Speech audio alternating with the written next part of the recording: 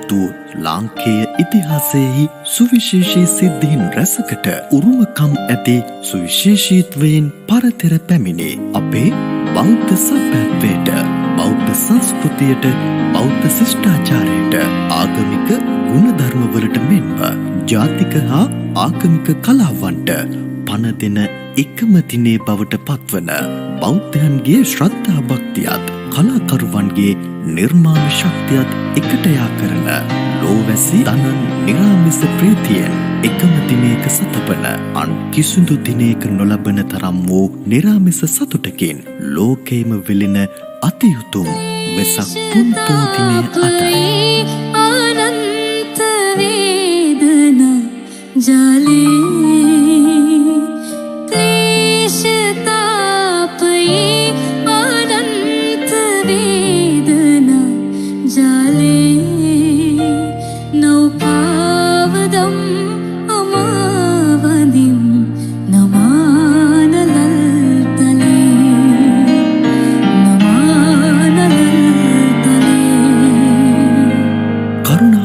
සීතල වූ හදින් යුතුවත් මොහඳුර නසන ප්‍රඥාවෙන් පරතර පැමිණියා වූත් උසස් ඵලපතා සදහැතියන් විසින් කරනු ලබන පූජාවන්ට සුදුසු වූත් සකල ධර්ම සමූහයාම තමන් වහන්සේගේ ස්වයන් භූ ඥානයෙන් දැනවදාලා වූත් ත්‍රිවිද්‍යා අෂ්ට විද්‍යාවන් සහ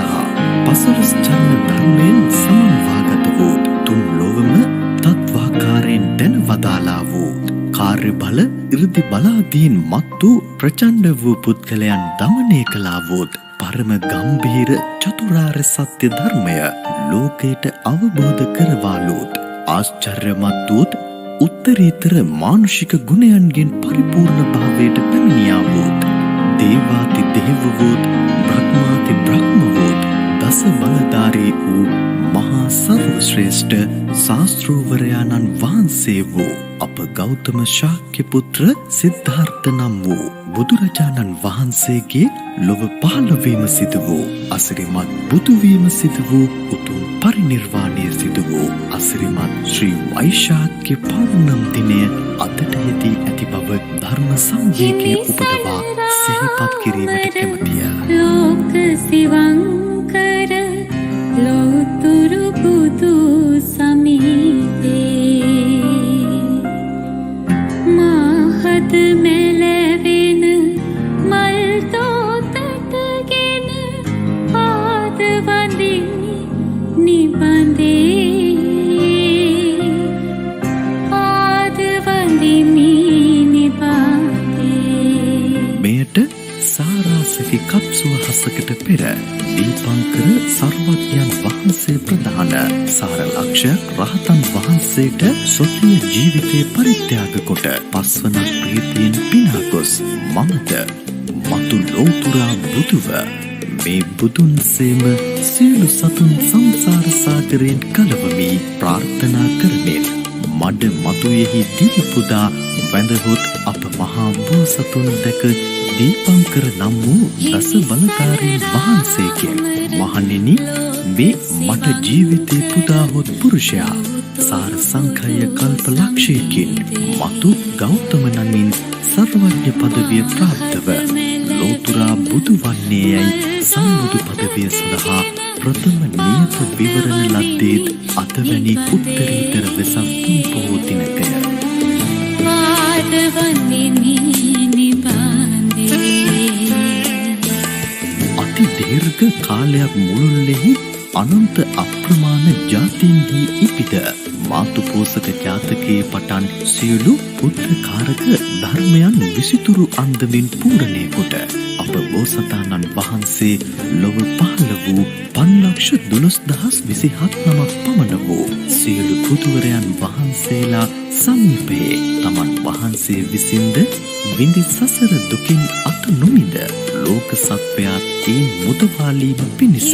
මහත් වූ බියති සංසාර සයුරට කැමැත්තෙන්ම පැන ක්‍රමයෙන් දස පාරමී, දස උපපාරමී, දස පරමත්ත පාරමී වශයෙන් සමතිස් පිරුම්දම් පුරමින් බුදුවීමට සුදුසු කාලය එළඹෙන තෙක් බුද්ධහම්කූරයන් වහන්සේලාගේ චරිත ධර්මානුකූලව තුසිත දෙව්ලොව වැස සුදුසු කාලය එළඹෙමින් දෙව්බඹුන්ගේ ආරාධනා පිළිගෙන කාලය, දීපය, දේශය, කුලය,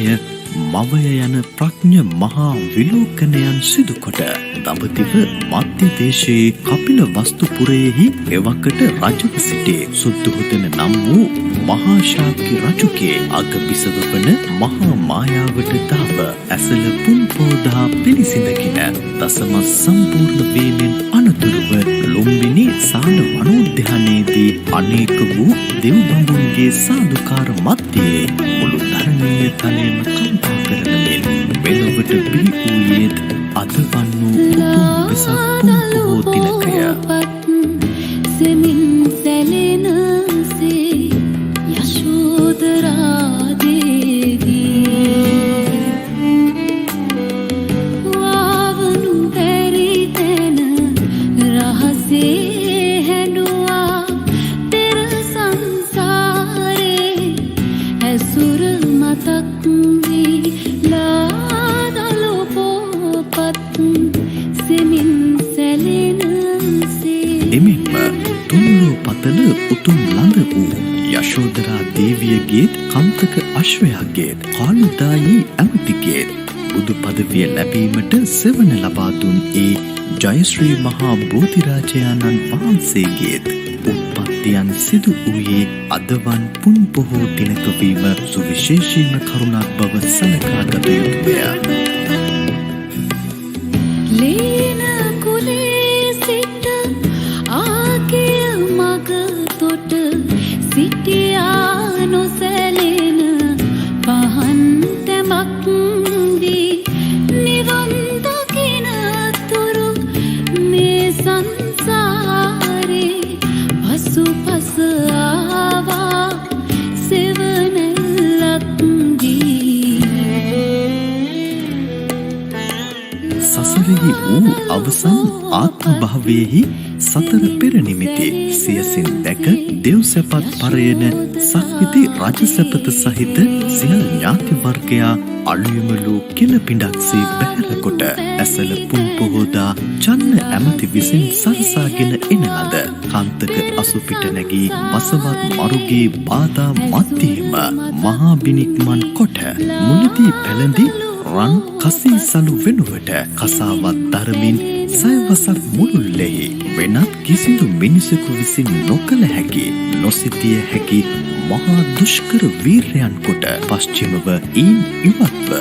මැදුම් පිළිවෙතේ යෙදෙමින් ගයාවේ පශ්චාත් බෝධි මූලෙහි වැටහිඳ භාවනාවෙහි යෙදීමෙන් සවාසනා සහිත සකල ක්ලේශයන් විධිවංශනය කිරීමෙන් ලෝතුරා සම්්‍යක් සම්බෝධියට පැමිණ වදාළ ලද්දේ අපරිමාණ කාලයක් මුළුල්ලෙහි මහ පොළොව හඬනංවමින් සිදු කළ මහා මාර සංග්‍රහමයක අවසානය සිදුවන ලද්දේ අදවන් වෙසක් පුන් පොහෝ දිනක අලුයම් භාගයේදී වීම වෙසක් පුන් පෝදා පැනෙන තවත් විශේෂත්වයකි.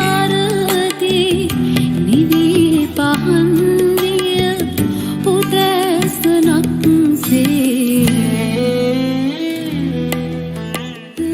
එසේලත් විමුක්තියේ අසහාය ප්‍රතිපදා මාර්ගයෙන් ලෝකයා නාත බවට පත් කරමින් ලෝකාර්ථචර්යයෙහි යෙදුණු තථාගතයන්න් වහන්සේ මානෙන් මත්තු දුර්ලභදීගෙන සිටි සිය පිය සුදුවුන් මහරජුන් ප්‍රමුඛ ඥාති සමූහයාට හිතසුව සලසනු පිණිස කිඹුල්වත් පුරයට පළමුව වැඩම කොට යමා මහ පෙළහර පවත්වන්නට යෙදුනේද අද වැනි පුන් පොහෝ දිනක බව සඳහන් වෙත. සෙමින් සැලෙනසේ මෙලෙස මුළු මහත් ලෝක සත්වයා කරුණා දියෙන් තෙත් කොට ප්‍රඥා දියෙන් නැහැ වූ ඒ මහා උත්තමයානෝ අපමණ දෙව්බඹ මිනිස් සමූහයා නොයෙක් ලෙසින් හඬමින් වැළපෙද්දී රැස්වහුන් සියලු දෙනා හටම සියලු සංස්කාර ධර්මයෝ නැසෙන සුළු බවත් එළඹ සිටි සිහියෙන් යුක්තව කටයුතු සම්පාදනය කරගනිවුයි. අවසන් අවවාදයක් සිදුකොට මනුෂ්‍යකුව ඉපිද මනුෂ්‍යකුව මිනිසුන් මැද හැදී වැඩි මිනිසෙකුව සියලු කෙලෙසුන් නසා ලෝතුරා සම්මා සම්බුද්ධත්වයෙන් අභිෂේක ලබා 45 වසරක් මුළුල්ලෙහි මිනිස් දෙව් බඹුන් ආදී කොට ඇති තුන්ලෝ වාසීනට සංඝ මොක්ෂුව ලබා දී අනුපාදිශේෂ පරිනිර්වාණ ධාතුවෙන් පිරිනිවනට පත් වූයේද අද වැනි උතුම් වෙසක් පුන් පොහෝ දිනයේ සසර දනව්වේ අපි අසරණ වෙලා වගේ හිතට දැනෙනවා බුදුහාමුදුරුවනේ.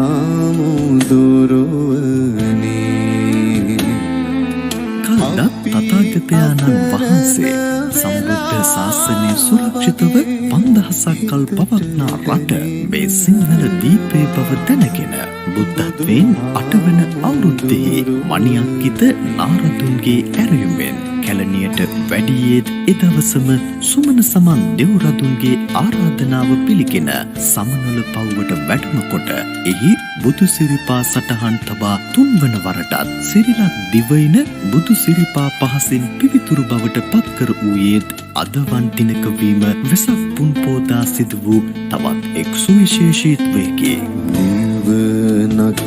ඇති ගෙදරක් නැති ගමනක් වෙති පෙරසක් නැති මේ සසර දනව්වේ අපි අසරණ වෙලා වගේ හිතට දැනෙනවා බුදුහාමුදුරුවනේ.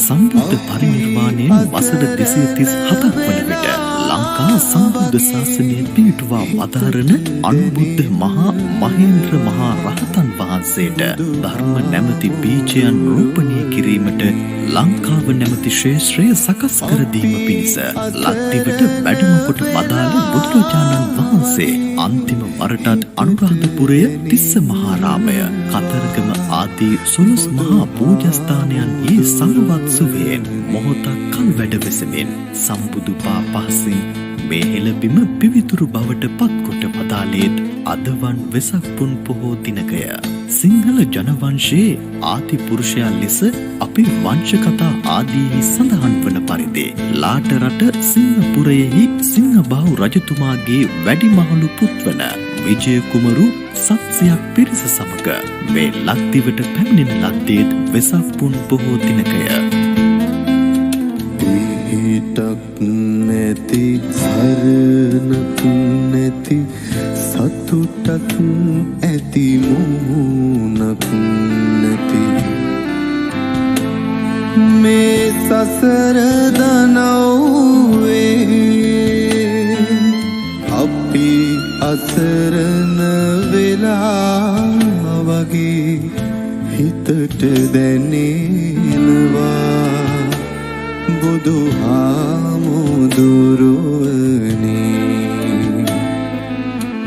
බුදුරදුන්ගේ පිරිනිවීමත් විජයාවතරණයත් එකම දිනක සිදුවීම සුවිශේෂී කාරණයක් ලෙස ඉතිහාසගත වී ඇත්තේය.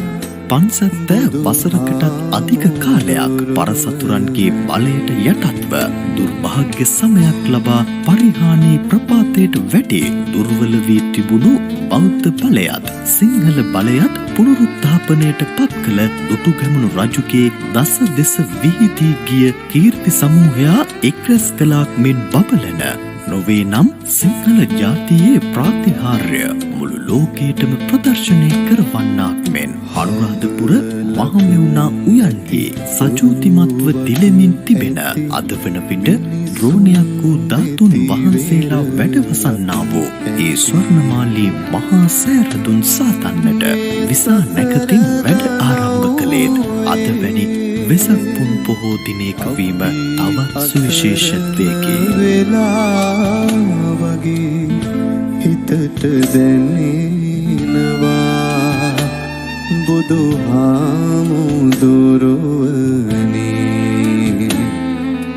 ආයුෂ 120 අවුරුද්දක් ආයුවැඩු ධර්ම භාණ්ඩාගාරික වූ ආනන්ද මහා රහතන් වහන්සේ තථාගත පරිනිර්වාණයෙන් 40 වන වර්ෂයේහි වෙසක් පුන් පොහෝදා රෝහිණී නදිය මැද තේජෝ කසින සමවතට සමවැද පිරිනිවන් පෑ වදාළේද අදවන් උතුම්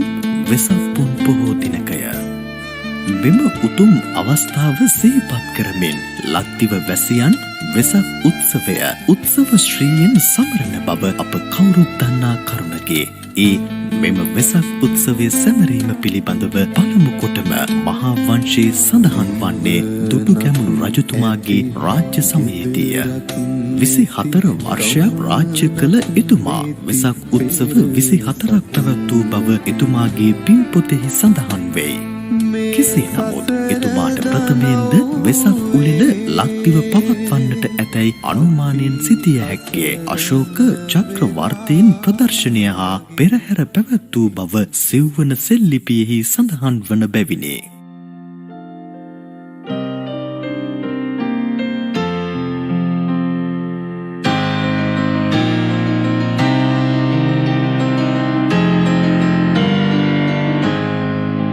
දුටුගැමුණු රජතුමා විසින් ඉතාම විසිතුරු අන්දමින් පවත්වන ලද මේ උත්සවය පසු කාලීන බොහෝ රජවරු ආදර්ශයට ගෙන නොකඩවා පැවැත්වූ බව ඉතිහාසය පුරා දක්නට ඇත. භාතිය රජතුමා වෙසක් උත්සව 28ක්ද වසඹ රජතුමා වෙසක් උත්සව 44ක්ද කරවීය. වෝහාර තිස්ස රජ, ගෝඨාභය රජ, ජෙට්ට තිස්ස රජ, දල මුගලන් රජ, දෙවන සේන රජ ආදී රජවරු චාරිත්‍රානුකූලව වෙසක් උත්සවය පවත්වා ඇති බව එහි දක්නට ඇත. මෙසේ අපේ පැරණි මුතුන් මිත්තන්ගෙන් උරුම වූ මේ ශ්‍රේෂ්ඨ ජාතික හා ආගමික උත්සවය අවුරුද්දක් පාසාම බෞද්ධයන් විසින් ඉතා විචිත්‍රාකාරයෙන් පවත්වාගෙන එනු ලැබේ.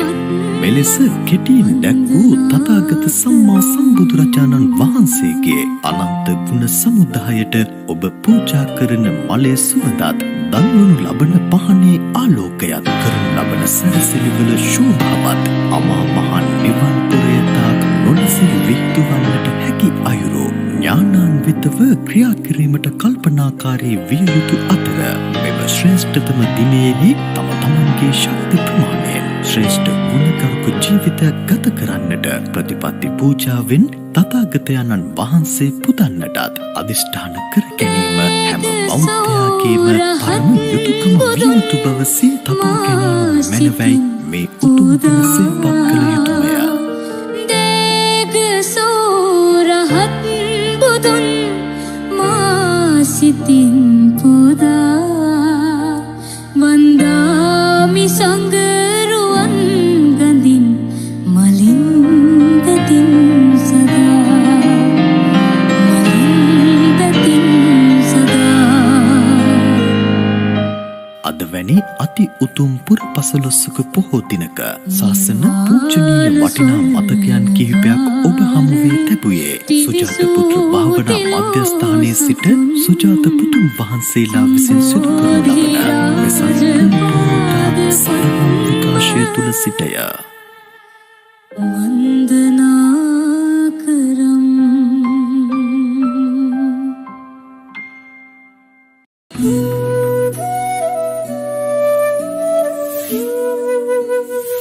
මෝහාන්ධකාර දුරු වේ. ධර්මාලෝකයෙන් සිත් සතන් ආලෝකමත් වේවා.